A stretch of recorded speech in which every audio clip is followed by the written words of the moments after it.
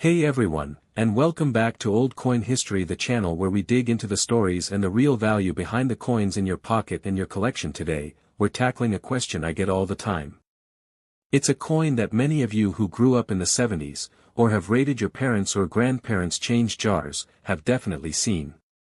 I'm talking about the 1974 Kennedy half-dollar. Now, you might be looking at this and thinking, it's from the 70s, it's gotta be worth something, right? Or maybe you've heard rumors about a rare silver version. Well, in this deep dive, we're going to separate the facts from the fiction. We're going to explore the history, the different varieties, and answer the million-dollar question: what is the true 1974 half-dollar value? To understand the 1974 half-dollar, we need a quick history lesson. The Kennedy half-dollar was first minted in 1964 as a tribute to the assassinated president. And crucially, those first 1964 coins were made of 90% silver. But this was the end of an era. Due to rising silver prices and coin hoarding, the U.S. Mint was forced to change the composition. From 1965 to 1970, half-dollars were minted in a 40% silver-clad composition for special mint sets and circulation.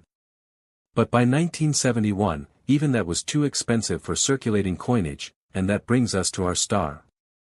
The standard 1974 Kennedy half-dollar is made of a copper-nickel clad composition. That's the same material as our modern dimes and quarters. It has a pure copper core sandwiched between layers of 75% copper and 25% nickel. So, just from a melt value standpoint, this coin is worth, well, exactly 50 cents. Now, not all 1974 halves are created equal. They were struck at 3 different U.S. mints, and this is where we start to see some differentiation. Let's break them down. The Philadelphia Mint struck half-dollars with no mint mark. This is the most common version you're likely to find. The mintage was enormous, 201,596,000 coins. That's over 200 million. So, in circulated condition, a 1974 P is, for the most part, just face value. The Denver Mint also produced a massive number of coins, with a mintage of 79,066,300. While that's less than the Philly issue, it's still a huge number. A circulated 1974 D is also generally worth only its 50-cent face value. But Alex, I hear you say, I have one that looks different. It's super shiny and it came in a little plastic case. Ah, my friend, you may have stumbled into the most interesting part of this story. This is the 1974 S-proof coin. The San Francisco Mint did not produce circulation strike coins in 1974. Instead, they exclusively made proof coins for collectors. These were sold in special sets directly from the mint. They are struck multiple times on specially polished planchets to create a stunning, mirror-like finish. Now, with a mintage of over 2.6 million, the 1974 S-proof is not rare. But its value is in its condition and its special status. And this leads us to the big question, the myth, the legend. In addition to the regular copper-nickel clad proof sets, the U.S. Mint also sold silver proof sets in 1974. The half-dollar in these sets was struck in 40% silver, just like the pre-1971 circulation strikes. How do you tell the difference? It's all in the weight and the edge. Clad proof *** weighs 11.34 grams. The edge has a distinct copper brown line visible. Silver proof *** weighs 11.50 grams. The edge is solid silver white, with no copper stripe. This 1974 S silver proof is the most valuable regular issue 1974 half-dollar you can find. While millions were made, most were opened and handled, so finding one in perfect condition is key. As you can see, the regular circulation coins are truly common. Unless they are in absolutely pristine, mint state condition, they are worth 50 cents. The value for those is more numismatic. For people trying to build a complete set, the standard clad proof is worth a small premium, maybe the price of a fancy coffee, and the 1974 S silver proof is the winner here, typically fetching between $10 and $15, sometimes more for top-tier grades like PR 69 or PR 70. And I need to address this. I've seen videos and online posts asking about a 1974 double die variety.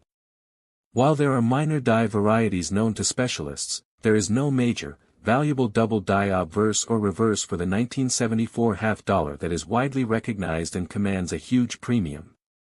So, please, don't get your hopes up looking for one. Focus on finding that silver proof instead. If you find a regular 1974 P or D in your change ***, enjoy it. It's a cool piece of history, but it's not a retirement fund.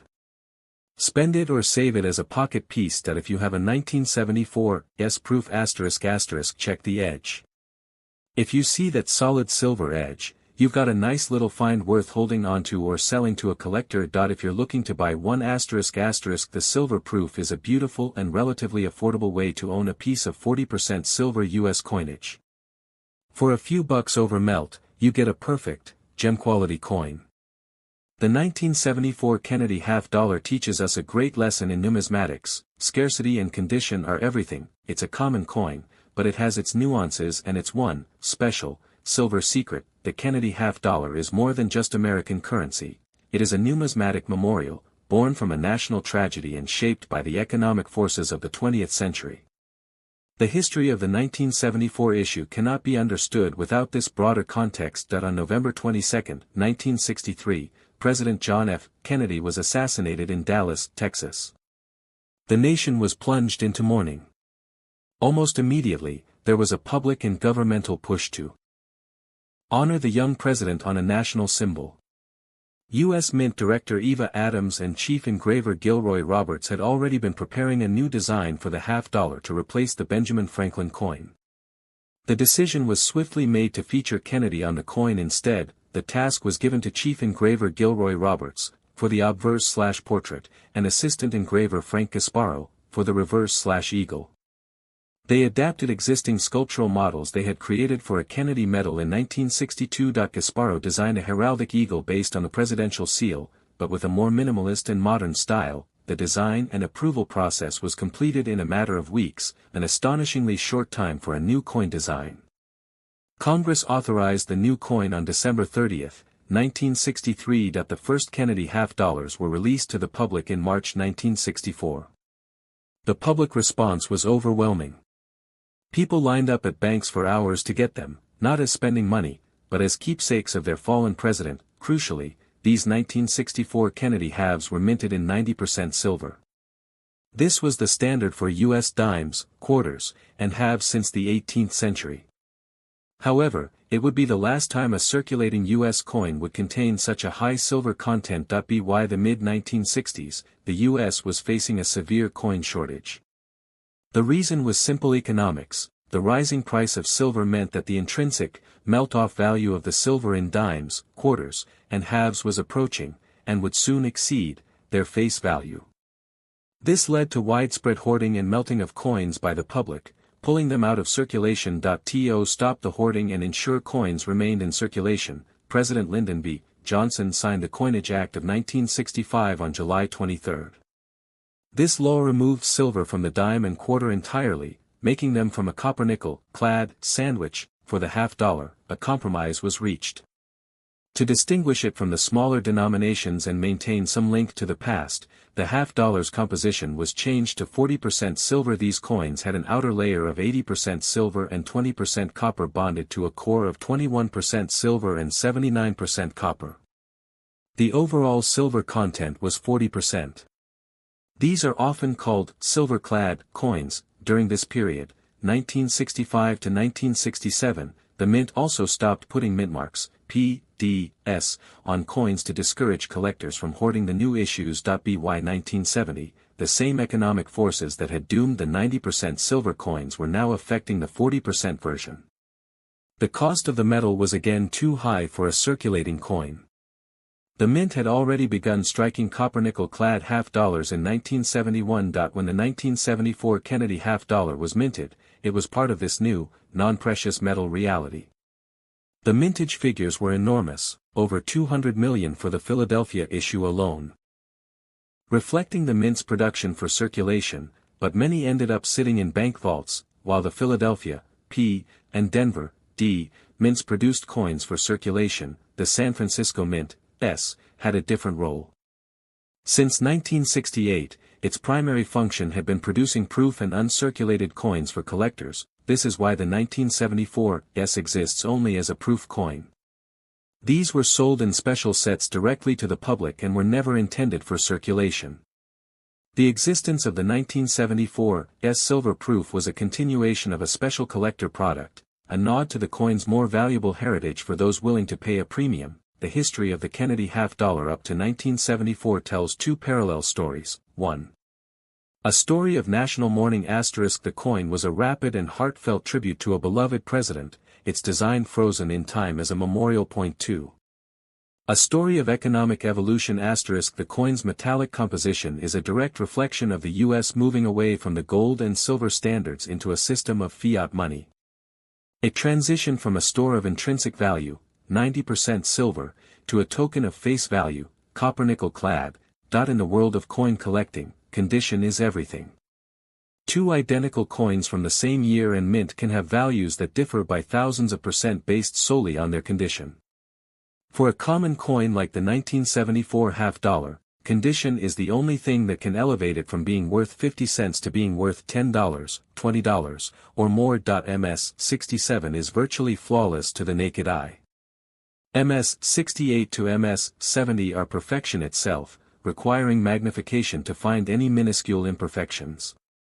A 70 is theoretically perfect. For a common coin like the 1974, finding one in MS 67 or higher is exceptionally difficult because they were stored in bulk and bag marks are inevitable.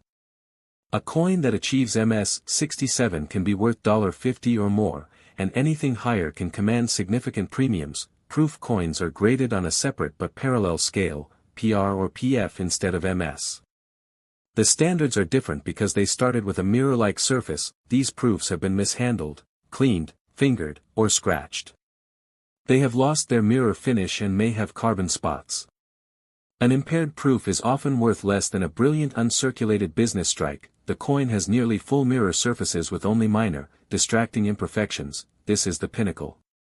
The fields are deeply mirrored, and the frosted devices, the raised design, are stark white and complete.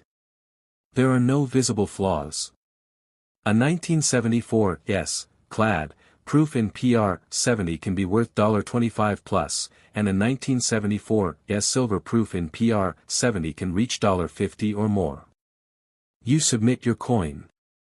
Their experts grade it, verify its authenticity, and then seal it in a protective, tamper-evident plastic holder, slab, with the grade clearly displayed. Why it matters for a 1974 half-dollar *** for a common coin, it's rarely worth the cost, $30–$40, to grade a standard 1974 P or D. It become